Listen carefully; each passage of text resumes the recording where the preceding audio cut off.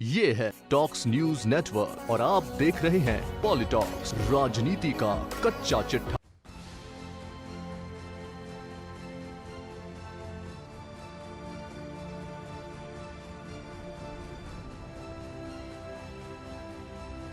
से चल रहा है, इसलिए ये चुनाव जो कि सत्तारूढ़ दल को मालूम है, इस चुनाव में मतदाता कोई नए नहीं है।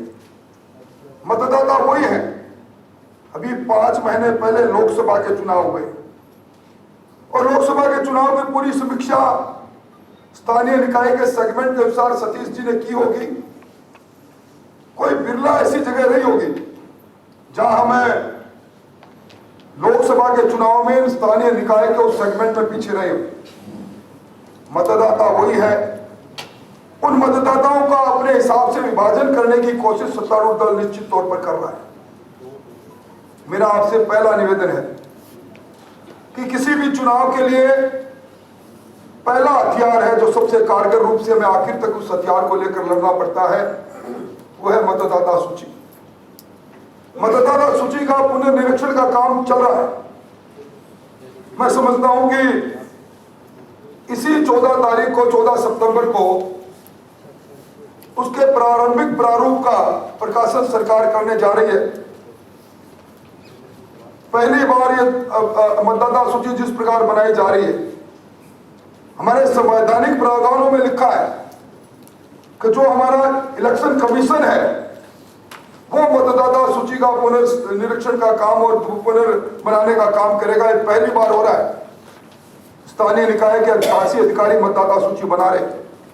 यह भी पहली बार हुआ कि पूरे पुनर्सीमांकन के लिए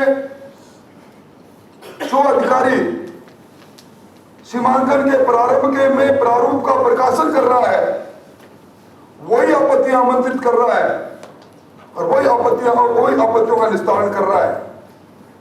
तो जिस प्रकार ये मतदाता सूची को तोड़ मरोड़ करने की कोशिश करेंगे, आप लोग जिम्मेवार लोग हैं। हमें निश्चित तौर पर 15, 21 और 22 ये 3 तारीखें ऐसी हैं जब बीएलओ अपने अपने मतदान केंद्र पर जाएगा। ये मतदाता सूची, उसके पुनर्निरीक्षण का काम, उसमें नाम कटाने का काम, नाम जुड़ाने का काम, इसको बड़े बेखूबी से करना है। क्योंकि पुनर्सीमांकन के अंदर हमने बहुत सी कोशिश की थी। हमें उच्च न्यायालय के अंदर भी लोग गए थे, परंतु पुनर्सीमांकन उसी प्रकार हो रहा है जिस प्रकार सत्तारूढ़ दल चाह रहा है।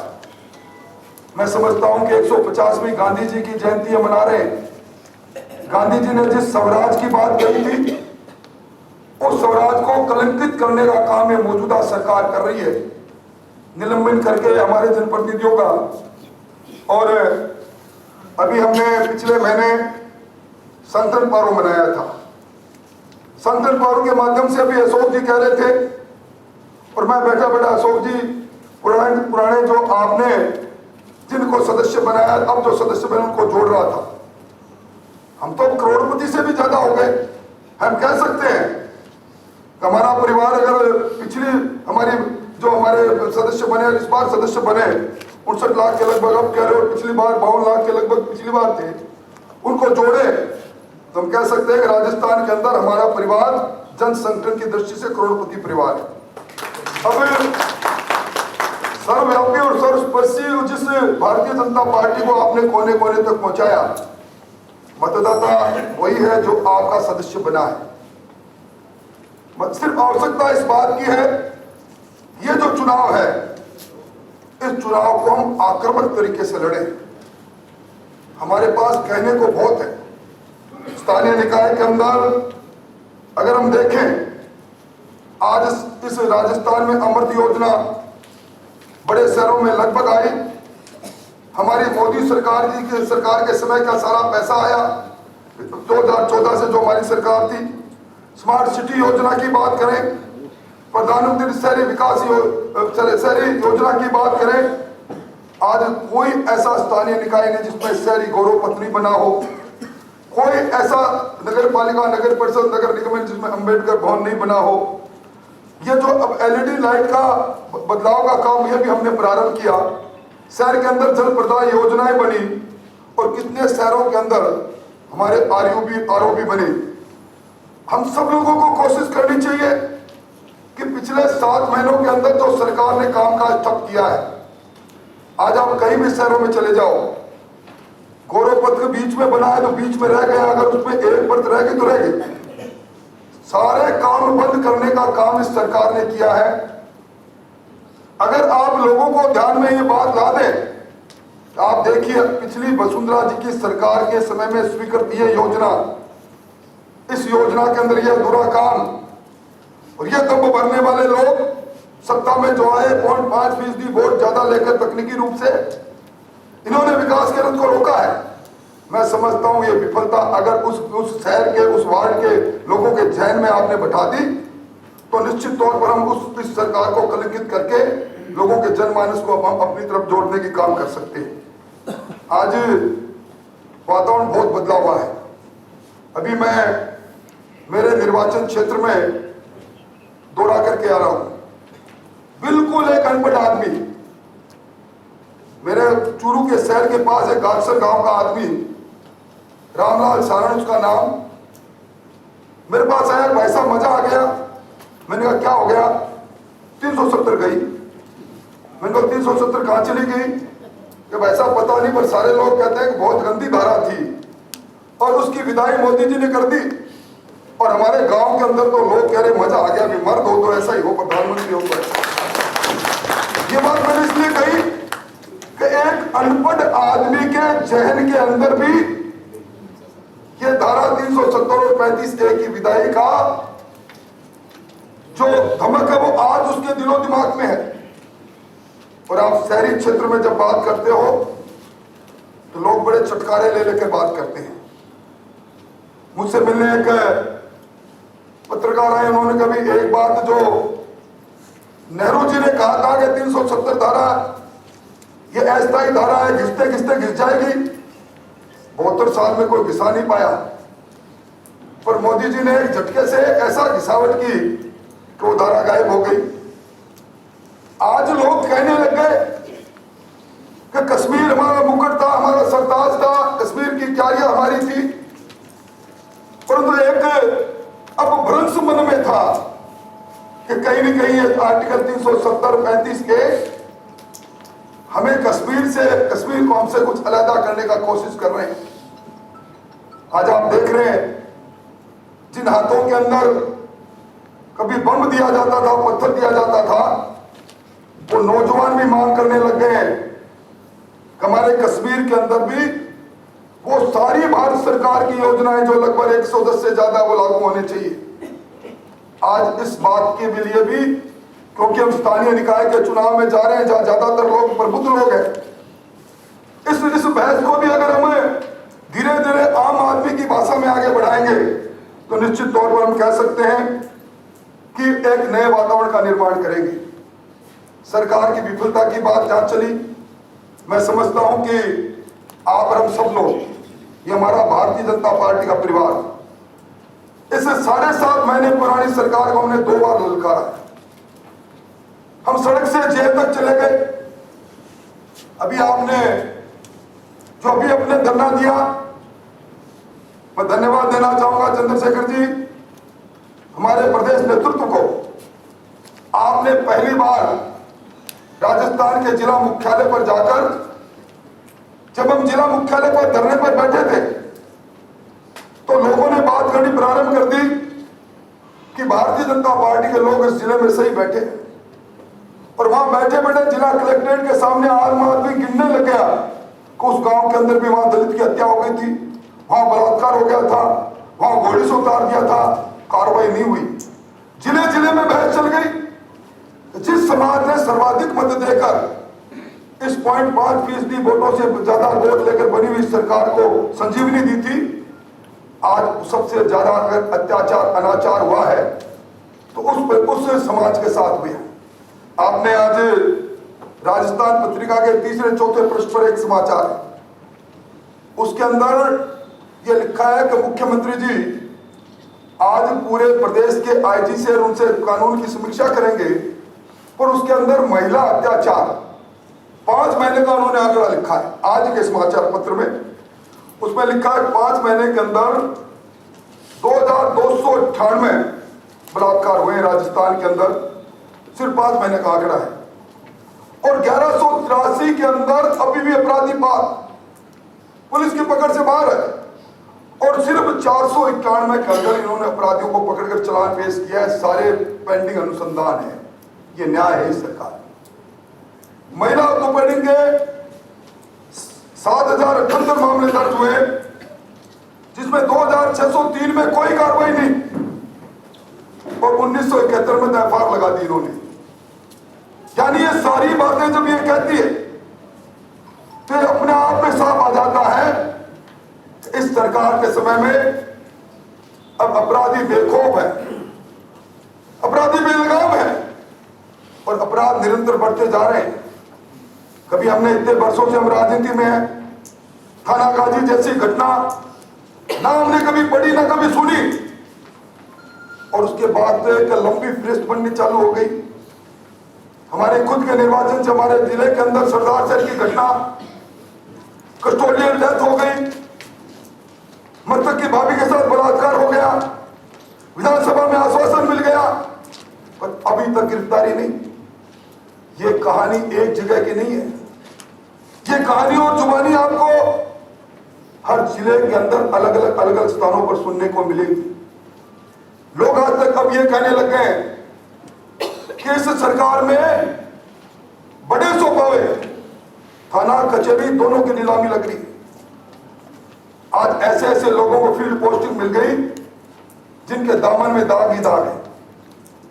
कानून व्यवस्था, गुड गवर्नेंस, आम आदमी सोचता है कि जिसको मैंने वोट की पेटी से निकालकर 5 साल तक सरकार बनाने के लिए सरताज बनाया, वो किस प्रकार की सरकार चला रहे हैं। सबसे पहली बात यह है, आज आम आदमी अपने आप को असहज महसूस कर रहा है। ऐसे के अंदर इस सरकार के इस बैड गवर्नेंस को और इसकी करप्शन के इस पूरे हालात को लेकर हम कह सकते हैं, रवि आपने पढ़ा होगा, डीजीपी रिटायर हो रहे थे कपिल गर्ग जी, उनके प्रेस कॉन्फ्रेंस में उनको खुद ने उन्होंने कहा कि इस कालखंड में 46% अपराध राजस्थान में बढ़ गए। ये कम बात नहीं है। आज आप भी चले जाएं, चोरी हो जाए, चोरी की एफआईआर हो गई, बहुत बड़ी बात है। चोरी का माल बरामद होना अब बड़ी मुश्किल बात हो गई। अभी राजस्थान की विधानसभा में मॉब लिंचिंग लेकर आए और उन्होंने बड़ी वाहवाही लूटी। मणिपुर के बाद राजस्थान दूसरा प्रदेश बन गया। और पहलू खां के मामले के अंदर जिस प्रकार एसआईटी बनाई गई, मैं समझता हूं कि आज तुष्टिकरण की बात कहां से कहां चली गई। इस राजस्थान की राजधानी में इन 3 महीनों के अंदर आधा दर्जन जगह पर मैं मेरे धार्मिक आस्था के अनुसार कांवड़ लेकर जा रहा हूं। मैं गणपति के जुलूस के अंदर जा रहा हूं, अचानक पत्थर आ जाए, दहशतगर्दी का वातावरण, दूसरी जगह पर जाने की आवश्यकता नहीं। और मैं समझता हूं कि जब मॉब लिंचिंग की बात कर रहे हो तो भिवाड़ी के अंदर हरीश जाटव की बात भी आज लोगों के सामने है। लोगों ने मिलकर हत्या कर दी, पिता ने मुकदमा दर्ज करा दिया, पिता पर दबाव बनाया, पिता ने उन दबाव के कारण से आत्महत्या कर ली। लोगों ने आंदोलन किया और कांग्रेस के नेताओं ने जाकर लेपापोती कर दी। मैं समझता हूं कि आज सारी बातें हमारे सामने हैं। दूसरी बार हमें जेल में गए थे कर्जा माफी को लेकर, 10 दिन में कर्जा माफ हो रहा था। अभी विधानसभा के अंदर मुख्यमंत्री जी बोल पड़े कि जो 17 लाख किसान है जिनको 2 लाख से तक का कर्जा जिन्होंने वाणिज्यिक बैंक से ले लिया, नोटिफाइड बैंक से ले लिया, शेड्यूल बैंक से ले लिया, ये कर्जा तो हमें भारत सरकार से हमने बात की है, भारत सरकार को कहा कि जब आप एनपीए कर सकते हो उद्योगपतियों का, तो इन किसानों का भी एक मुश्त एनपीए करो। हमने उनसे पूछा कि आप जब कर्जा माफ कर रहे थे, वोट ठग रहे थे, वोट की फसल काट रहे थे, तब आपने कहा था केंद्र सरकार से पूछेंगे हम। और मैं समझता हूं इस बार जो हुआ है, आज आपने अखबारों में पढ़ा होगा, आज पहली बार इन्होंने कहा कि हम एनसीडीसी से 2600 करोड़ का लोन ले रहे हैं। आज के अखबार में अब लोन ले रहे हैं खरीफ की फसल का, जो हमें लोन मिलता है 31 अगस्त चली गई। फसल के साथ जुड़ी हुई प्रधानमंत्री फसल बीमा योजना, उसका पोर्टल बंद हो गया। विधानसभा में हमने कहा कि आपने आप महरूम कर रहे हो किसान को। किसान, पहली बार राजस्थान का किसान, मैं आज कह रहा हूं जिम्मेवारी से, ये प्रधानमंत्री फसल बीमा योजना के अंदर राजस्थान के अंदर 100-200 नहीं, कभी 2400, कभी 2800 करोड़ रुपया किसान को मिलता था। अब 1 रुपया नहीं मिलेगा, क्योंकि इन्होंने खरीफ के फसल बांटा ही नहीं। आज कब कह रहे हैं? अब ऐसी सरकार की कहा इस विफलता की बात करें। और बिजली की बात, तो भाई बिजली के अपने कहते थे पहले बिल में करंट, वास्तव में बिल में करंट है। एडिशनल सिक्योरिटी के नाम पर चंद्रशेखर जी सारे उपभोक्ताओं को एक नोटिस भेज दिया हमारे यहाँ। तो कभी किसी के 2000, किसी के 20,000, किसी के 15,000। मेरा कनेक्शन आज 15 साल से है। किस चीज की एडिशनल सिक्योरिटी? कह रहे हैं कि एडिशनल सिक्योरिटी इसलिए कि अब ये पैसा आपका जाएगा, आपके बिलों में एडजस्ट कर देंगे।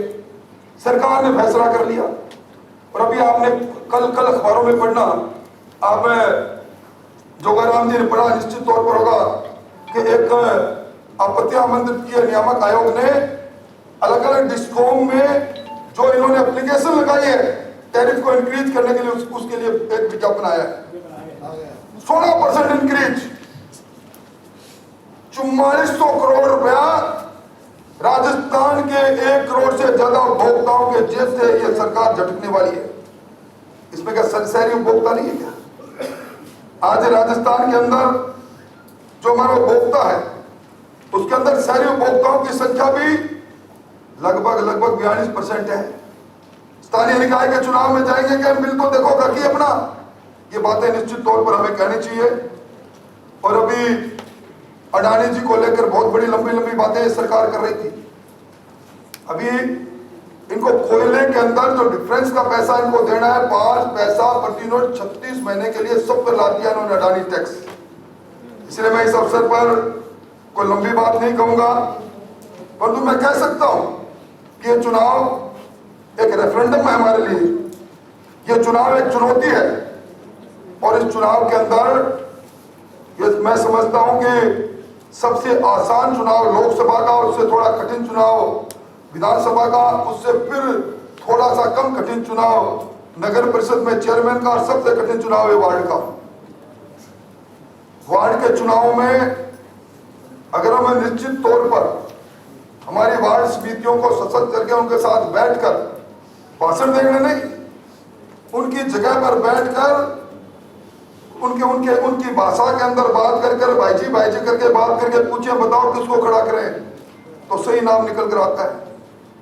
और मैं फिर कह रहा हूं, ये चुनाव, इस चुनाव को सर पर कफन बांध के लड़ेंगे अपने, घबराने की बात नहीं है। अगर किसी जगह पर कोई बात होगी तो चंद्रशेखर जी आप हम सब लोगों को भेजना। आज बहुत तो हम आपके चुने विधायक हैं, इनके जब से ईंट से ईंट बजाने की बात इनको नहीं नजर आएगी तब तक ये रुकेंगे नहीं। और इनके पैर बहुत कमजोर है भाई। हमने तो इस बार देवनानी साहब बैठे हैं, कई बार इस सरकार को विधानसभा में घुटनों के बल चलाया, और जब कभी भी जोर से कोई हुंकार भरता है सरकार थर्राने लग जाती है। आप हौसले के साथ जाओ और अपने इस परिवार को, जो हमारा परिवार है, और मैं समझता हूं कि जब करोड़पति हम हो गए, इतने लोग हमारे साथ जुड़ गए हैं, और आज वही लोग जिन्होंने आज से 5 महीने पहले लोकसभा के अंदर झूम के वोट दिया, इस बार आपको नौता देने की जरूरत नहीं पड़ी थी। आपने देखा होगा अपने आप अपना कार्ड लेकर लाइन में खड़ा हो गया। वही लोग हैं, वही पार्टी है, वही कमल का फूल है। बस हमें थोड़ा सा उसको जागृत करने की आवश्यकता है। और ये जाबाज टीम अगर इस बात के लेकर निकल जाएगी तो निश्चित तौर पर अशोक जी ने जिस तरह की भावना प्रकट की, ये छोटी सरकार हमारे कब्जे में होगी और छोटी सरकार जिस दिन हमारे कब्जे में आ जाएगी तो बड़ी सरकार की तरफ कदम बढ़ाने में ज्यादा समय नहीं मिलेगा। बहुत बहुत धन्यवाद। ये है टॉक्स न्यूज नेटवर्क और आप देख रहे हैं पॉलिटॉक्स, राजनीति का कच्चा चिट्ठा।